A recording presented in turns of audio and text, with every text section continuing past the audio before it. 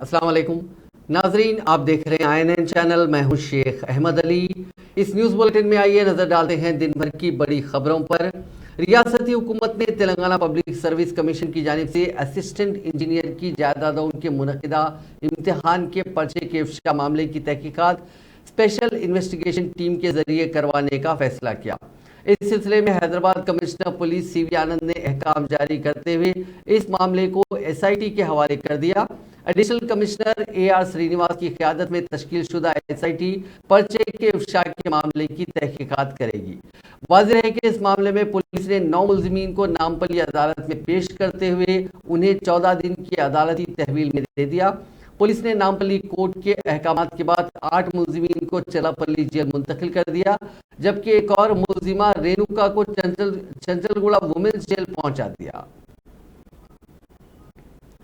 Telangana public service commission की जानिब से मुनक़िद होने वाले चंद इम्तिहानात के पर्चों के इफ्शा के मामले में अहम मुल्ज़िम समझा जाने वाला प्रवीण के बारे में एक और नया इंकशाफ सामने आया है। बताया गया है कि प्रवीण गुज़िश्ता साल पब्लिक सर्विस कमीशन की जानिब से मुनक़िद ग्रुप 1 के इम्तिहान में शिरकत करते हुए 150 के मिनजुमला 103 निशानात हासिल किया। सराय ने बताया कि पुलिस की तहकीकात के दौरान प्रवीण के इम्तिहान में शिरकत करने और ग्रुप 1 के शानदार निशानात हासिल करने के मामले में ये शुबा जाहिर हो रहा है कि प्रीलिम्स इम्तिहान ग्रुप 1 का पर्चा भी कहीं अफशा तो नहीं हुआ। इस सिलसिले में पुलिस तहकीकात कर रही है। जराये ने बताया कि इस सिलसिले में पुलिस और पब्लिक सर्विस कमीशन के ओहदेदार प्रवीण के जवाबी पर्चे और उसे दिया गया सवालिया पर्चे के कोड का भी जायजा ले रहे हैं। फिल्म्स के पर्चे के सवाल जिस सर्वर से जारी किए गए थे उस सर्वर की माहिर के जरिए जांच की जा रही है। इस सिलसिले में साइबर एक्सपर्ट की खिदमत हासिल किए जाने की इत्तला है। प्रवीण के ताल्लुक से इस बात की भी जांच की जा रही है कि आया वो ग्रुप 1 के इम्तिहान में इम्तियाजी निशानात हासिल करने की काबिलियत रखता है या नहीं। वाज़ेह है कि पुलिस ने असिस्टेंट इंजीनियर की जायदादों के लिए मुनक़िदा इम्तिहान के पर्चे सवालात के लीक के मामले में प्रवीण को अहम मुल्ज़िम बनाया। इसी दौरान पर्चों के लीक की तहकीकात करने वाले एक एडिशनल कमिश्नर विक्रम सिंह ने बताया कि पर्चे का अफशा ग्रुप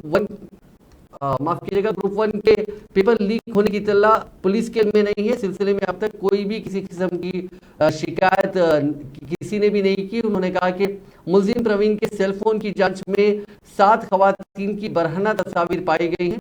सेलफोन को फॉरेंसिक लैब को भेजा गया है। फिलवक्त असिस्टेंट इंजीनियर के पर्चे के इफ्शा के मामले की ही तहकीकात की जा रही है। तेलंगाना पब्लिक सर्विस कमीशन के दफ्तर से मुसाबकती इम्तिहान के पेपर लीक मामले में हैदराबाद के चिक्करपल्ली लाइब्रेरी के करीब एहतजाज किया गया, जिसमें नौजवानों की कसीर तादाद ने शिरकत की। उन्होंने मुतालबा किया कि पेपर लीक होने के जिम्मेदारों को सख्त सजा दी जाए। उन्होंने इल्जाम लगाया कि कमीशन की लापरवाही के नतीजे में ये वाक़या पेश आया। उन तलबा ने इस मामले में सदरनशीन कमीशन जनार्दन रेड्डी से इस्तीफा का मुतालबा किया। तेलंगाना जन समिति के साबिक सदर प्रोफेसर कोटेराम ने उन बेरोजगार नौजवानों के एहतजाज की हिमायत की। उन्होंने कहा कि तलबा की तशवीश जायज़ है। उन्होंने कहा कि TSPSC में पेपर लीक होने का मामला फिक्रमंदी का सबब बना हुआ है, जिसकी जांच होनी चाहिए। उन्होंने जिम्मेदारों के खिलाफ सख्त कार्रवाई का मुतालबा किया और साथ ही तमाम बेरोजगारों को मशवरा दिया कि इंसाफ मिलने तक मिलकर जद्दोजहद करें।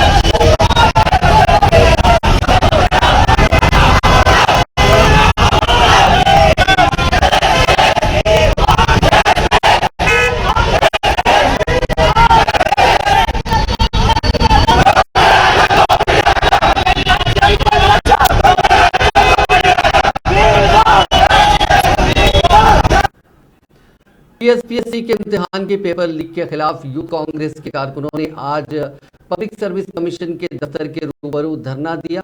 कुछ कारकुनों ने दफ्तर में दाखिल होने की कोशिश की। पुलिस ने कांग्रेस के इस धरने को नाकाम बनाते हुए कांग्रेस के कई कारकुनों को हिरासत में ले लिया।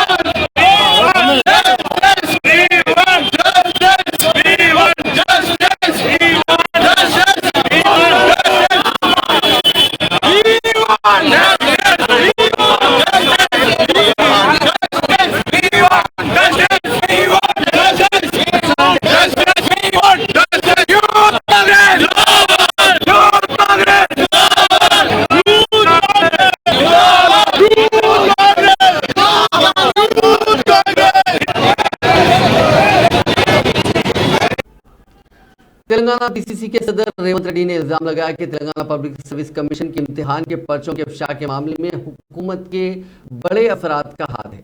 निजामाबाद जिले के मोपाल में मीडिया से बात करते हुए रेवंत रेड्डी ने कहा कि पर्चों के अफशा के मामले में हर रोज एक नई बात सामने आ रही है। उन्होंने कहा कि पहले दिन कमीशन के कंप्यूटर हैक होने की इत्तला देते हुए इम्तिहान को मुलतवी कर दिया गया और दूसरे दिन खातून की जानिब से राजदाराना तौर पर पर्चों के अफशा किए जाने की इत्तला दी गई और अब एक और नई बात बताई जा रही है। उन्होंने कहा कि हुकूमत की जानिब से इस सिलसिले में अब तक कोई वजाहत नहीं की गई।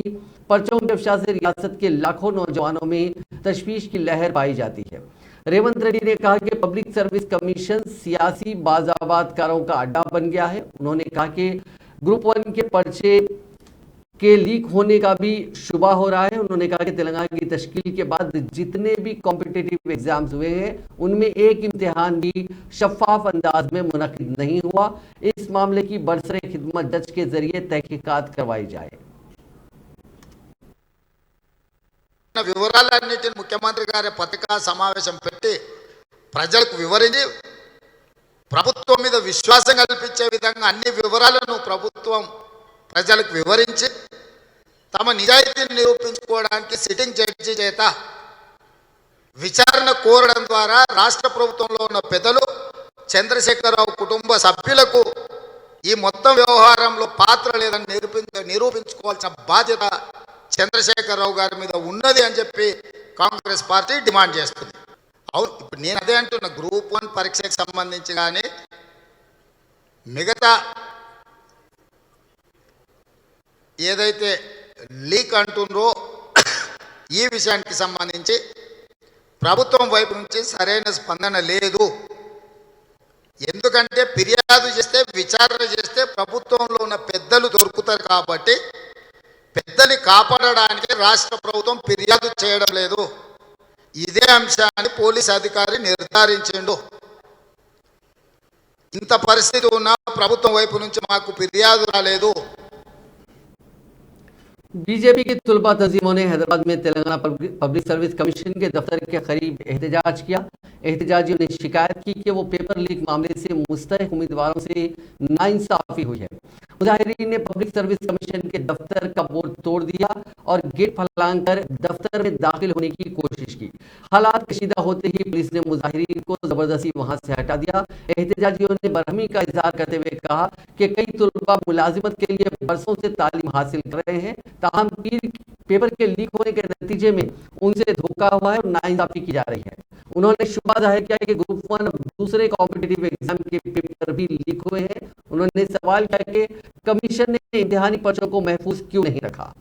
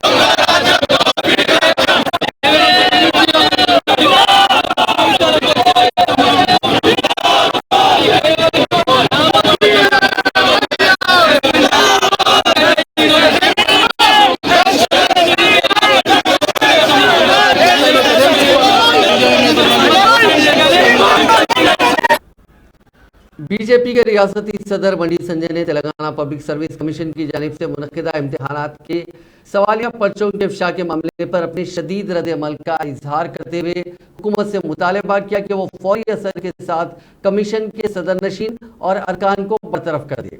बंडी संजय ने कहा कि ऐसी इतलात भी मिल रही हैं कि ग्रुप 1 के इम्तिहान का पर्चा भी लीक हुआ है। इस सिलसिले में मुख्तलिफ मीडिया ने पेपर लीक करने वाले अहम मुलजिम प्रवीण के OMR शीट को मंजर आम पर लाया, जिसके ग्रुप 1 में प्रवीण ने जिस इम्तिहान में शिरकत की थी उसे 150 के मिन जुमला 103 निशानात हासिल हुए थे। वो इंटरव्यू के लिए सेलेक्ट हुआ था। बंडी संजय ने कहा कि पर्चे सवालात के इफ्शा के पीछे एक बड़ी साजिश छुपी हुई है।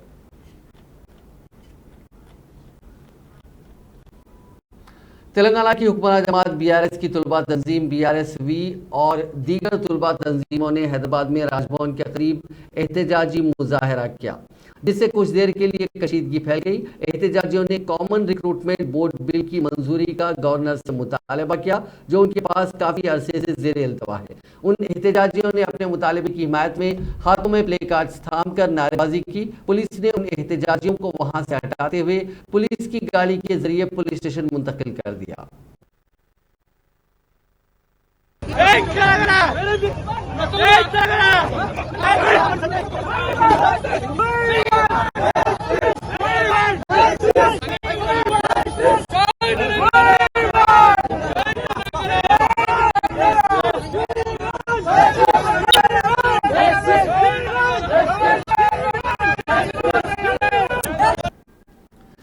तेलंगाना इंटरमीडिएट के सालाना इम्तिहानात कल यानी चारशंबे से सुबह 9 बजे से शुरू होंगे।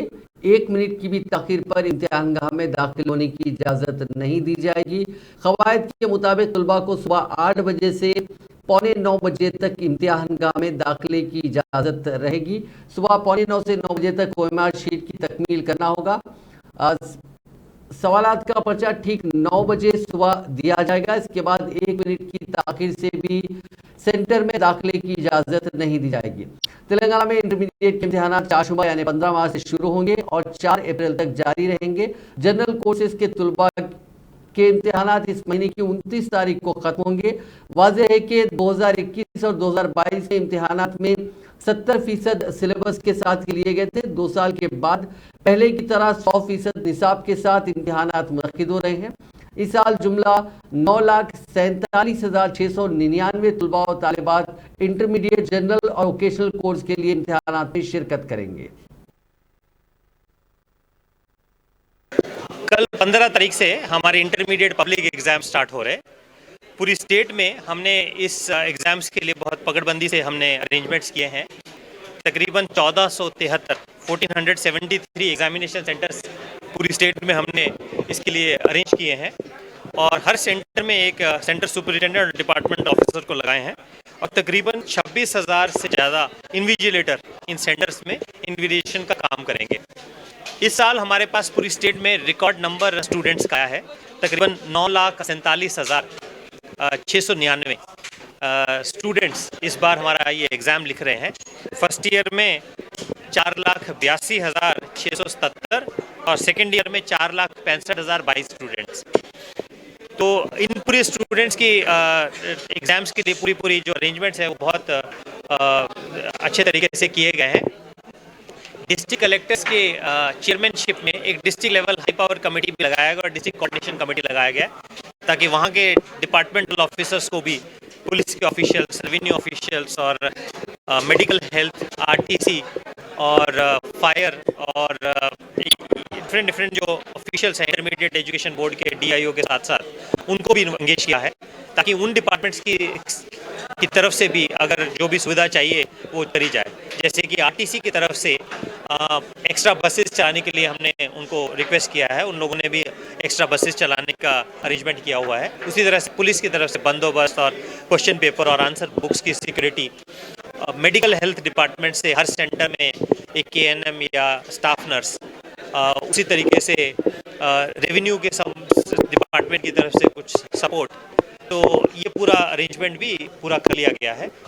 कैंडिडेट्स को हमारी रिक्वेस्ट है कि एग्ज़ाम जो है वो 9 से 12 तक है, बट 8 बजे से उनको एंट्री अलाउड है एग्ज़ाम सेंटर में, तो 8 बजे के आसपास वो लोग पहुंच जाए। वैसा तेलंगाना पार्टी की सदर वाय शर्मिला ने दिल्ली के जंतर मंतर पर एहतजाज किया। उन्होंने मुतालबा किया कि कालेश्वरम प्रोजेक्ट की तामीर में हुई बदनुमानियों की सीबीआई और ईडी से तहकीकात करवाई जाए। उन्होंने कहा कि इस प्रोजेक्ट की तामीर में रिश्वतखोरी हुई है। इस मौके पर वायएसआर तेलंगाना पार्टी कायदीन और कारकुनों ने नारे लगाए। शर्मिला ने वज़ीर आला तेलंगाना चंद्रशेखर राव पर कालेश्वरम प्रोजेक्ट के नाम पर हजारों करोड़ रुपए कमीशन वसूल करने का इल्जाम लगाया। उन्होंने कहा कि रीडिजाइनिंग के नाम पर कालेश्वरम प्रोजेक्ट की लागत 3 गुना कर दी गई। उन्होंने इल्जाम लगाया कि कालेश्वरम प्रोजेक्ट सिर्फ कमीशन के लिए बनाया गया था।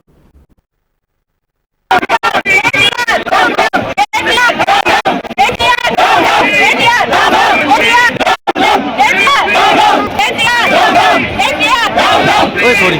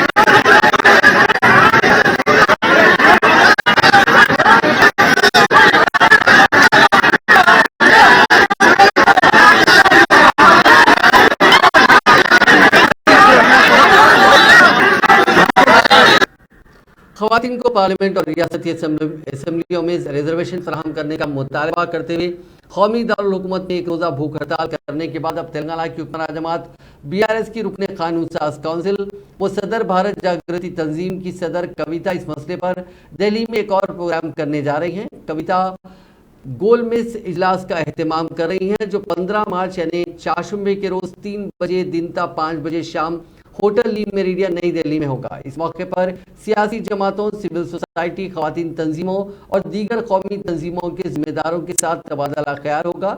इसमें शिरकत करने वाले शुरका की फहरिस्त कल जारी की जाएगी। हुक्मरान जमात टीआरएस के रुकने कानून साज काउंसिल के कविता की सालगिरह मनाई गई। इस मौके पर उन्होंने केक काटा। उनके अफरादे खानदान ने उनको सालगिरह की मुबारकबाद पेश की और बेहतर सेहत के साथ तवील उम्र के लिए नेक तमन्नाओं का इजहार किया। मुख्तलिफ सियासी कायदीन ने भी उनको मुबारकबाद पेश की। बाद अज़ां कविता ने अरकान खानदान के साथ मंदिर पहुंचकर पूजा की। नायब सदर तेलंगाना प्रदेश कांग्रेस कमेटी डॉक्टर मल्लू रवि ने गांधी भवन में मीडिया से बात करते हुए बताया कि लोकसभा में बीजेपी की जानिब से राहुल गांधी के लंदन में दिए गए बयान पर राहुल गांधी को माफी मांगने की जरूरत इसलिए नहीं है क्योंकि राहुल गांधी ने मुल्क की जमहूरियत के खिलाफ कोई बात नहीं की थी, बल्कि राहुल गांधी वजीर आजम नरेंद्र मोदी की डिक्टेटरशिप और मुल्क में आए दिन होने वाले जुल्म को सामने रख रहे थे। पार्लियामेंट में एमडीसी जो एलिगेशन कर रहे हैं that is not correct, totally condemned. क्यों बोले तो इंडिया में डेमोक्रेसी ठीक नहीं चल रहा, ये सब एवरीडे मीडिया में देख रहा है। पार्लियामेंट में जब अपोजिशन लीडर बात कर रहा है वो लोगों का फोन वो कट कर रहे हैं। वो वही बोला, वही नहीं, यूनिवर्सिटी का बच्चा वो सुसाइड कर रहा है, क्यों कर वो फ्री नहीं है, बात करने का तो फ्रीडम था वो निकाल लिया। वही राइटर्स को, सिंगर्स को सबको अरेस्ट करके अंदर लगा रहा है।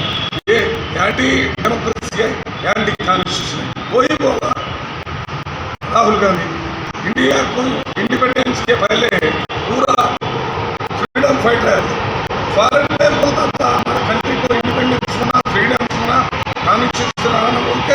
वैसा ही अभी हमारा कंट्री के लिए पूरा नेशन वर्ल्ड में एक ओपिनियन करके भारत देश में फिर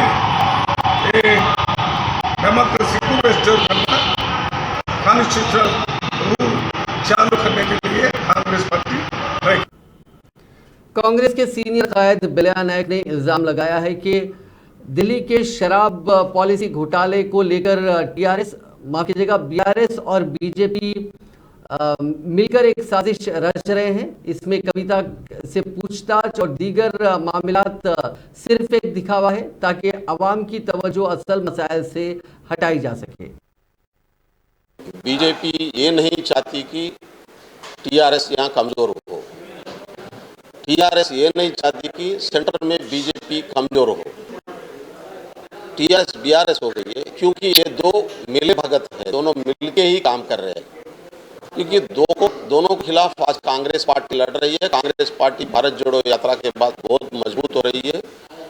कांग्रेस पार्टी को कमजोर करने के लिए एंटी गवर्नमेंट सरकार, केंद्र सरकार के खिलाफ जो एंटी वोटिंग है, स्टेट सरकार के खिलाफ जो लोकल में वोटिंग है, इसको दिमाग घुमा के भड़काने का साजिश इस पे पीछे है।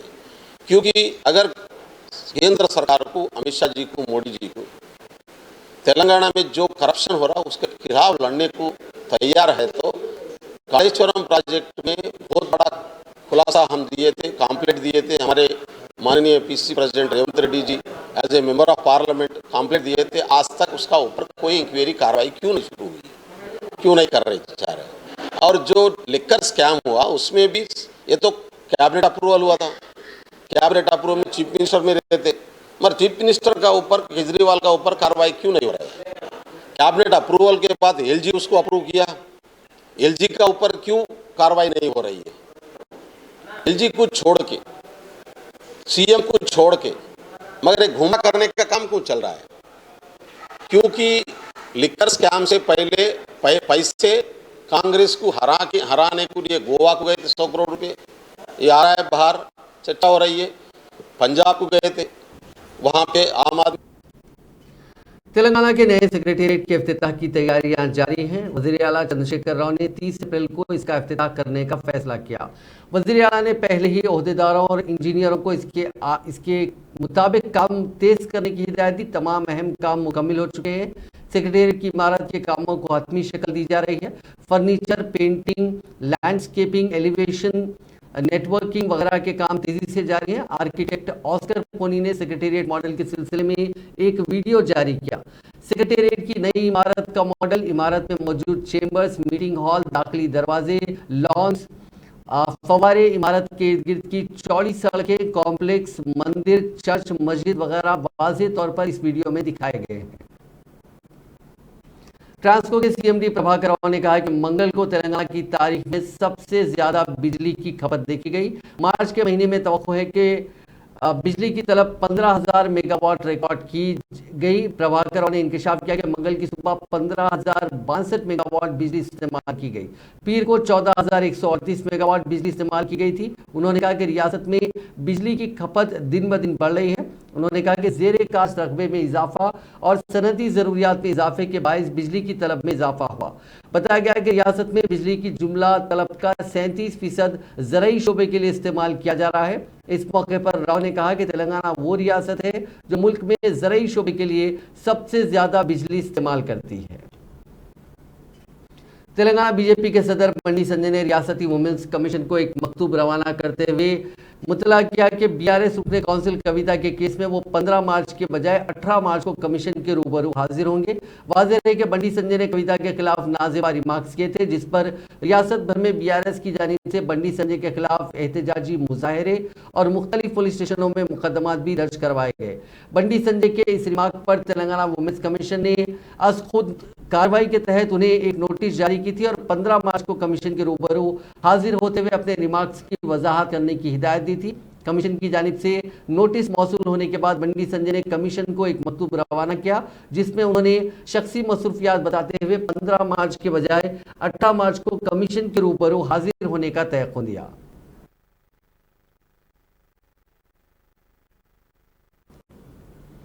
मरीज को ले जाने वाली एम्बुलेंस में आग लग गई और उसका एक जला हुआ हिस्सा करीबी शेड पर गिर पड़ा, जिसके नतीजे में वहां रखा हुआ 40 लाख रुपए का तंबाकू जलकर खाकस्तर हो गया। ये वाकया आंध्र प्रदेश के जिले प्रकाशम में कल शब पेश आया।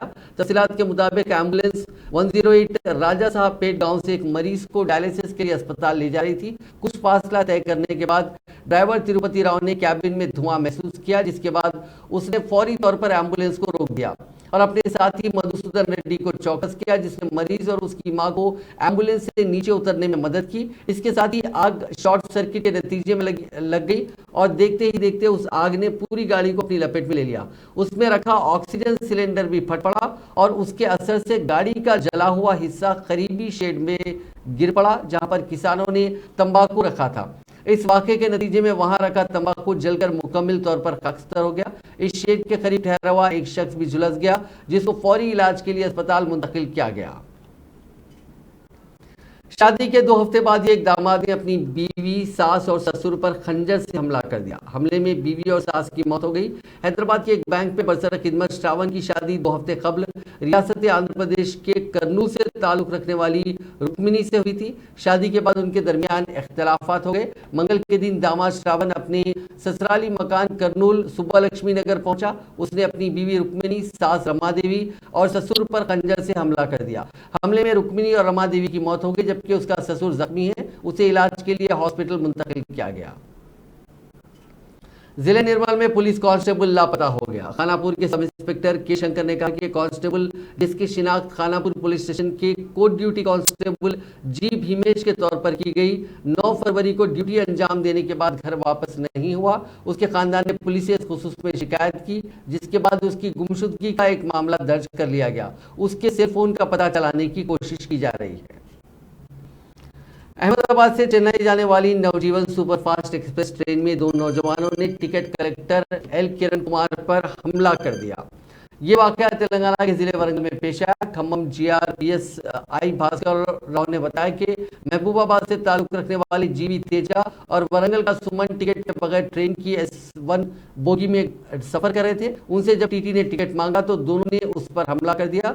इस वाकये में किरण कुमार जख्मी हो गया। रेलवे हुकाम को इस बात की इत्तला दी गई, जिसके बाद किरण कुमार को इलाज के लिए महबूबाबाद जिला अस्पताल मुंतकिल किया गया। दोनों इस हमला करने वाले दोनों हमलावर मफरूर बताए जा रहे हैं। नाजरीन, इस न्यूज बुलेटिन में बस इतना ही। आप देखते रहिए INN चैनल।